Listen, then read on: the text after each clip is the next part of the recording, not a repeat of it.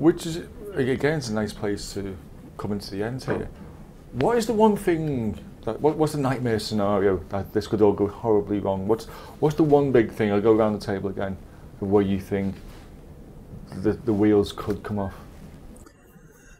I think that already today that there are platforms out there enabling piracy in a way that is so incredibly easy and simple that the major risk is that that gains mass market appeal. Because at the same time, broadband penetration and speeds are rising at an incredibly rapid pace around the world, and this is one of the major enablers, not only for legitimate content services like those provided by the folks at this table, but also a major enabler for piracy.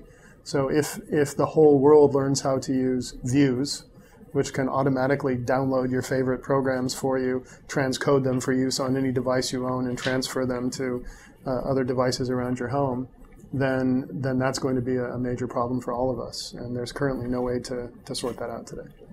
The biggest threat to the connected TV industry is getting the user experience right. And I think users are not loyal to whether it's a television, an iPad, an iPhone or a PC. They will go where they feel most comfortable and most empowered. And if TV manufacturers don't continue this pace of innovation to provide a consumer experience on the TV that makes someone want to watch it there, then that's a limitation or risk to the connected TV environment growing, because viewers will vote with their feet, and this sort of personalised, very deep, wider range of content, which is very much more personal than shared, will actually end up on tablets and other devices around the home rather than the TVs. So I think manufacturers have to embrace this innovation. They have to continue to evolve the user experience beyond just silos of apps to give people something that they want to sit down in front of.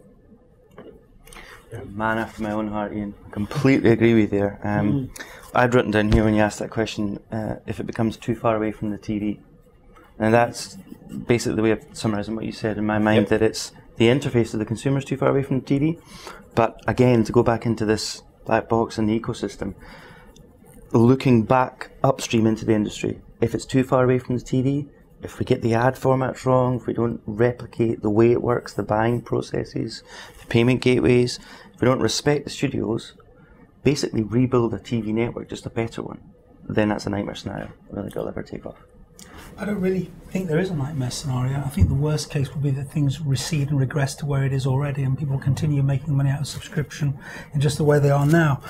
I suppose you carry it forward to its nth degree in terms of, I think it all boils down to the security and the earlier conversations. If we do reach the point where people aren't being paid to develop the quality content which people are prepared to pay for, or to pirate, then maybe we'll lose our production and our brilliantly creative content business. But I don't really see that happening. I'm just, if you look at something like Sling, for example, where that's working, you're saying get too far away from the TV or the device. Well, in our case, of course, we're taking care of all of that subscription, the right to access that content is all handled at the primary location at which that content is delivered, be it through PC or a bit to a set-top box, and then of course after that you're just accessing stuff you've already paid for. But I mean, I don't think the people who have their hands on the tap will allow it to develop or not, as the case is. And I think, as I said earlier, the tier one telephony operators, the major satellite, the major service operators, cable operators in every territory will still be standing whatever comes down the line. They are the delivery mechanism. They own the pipe, they own the consumers, they own what goes in at this end, what comes out at that end. And if it starts leaking out too much, they'll just stop it. That's what I think will happen.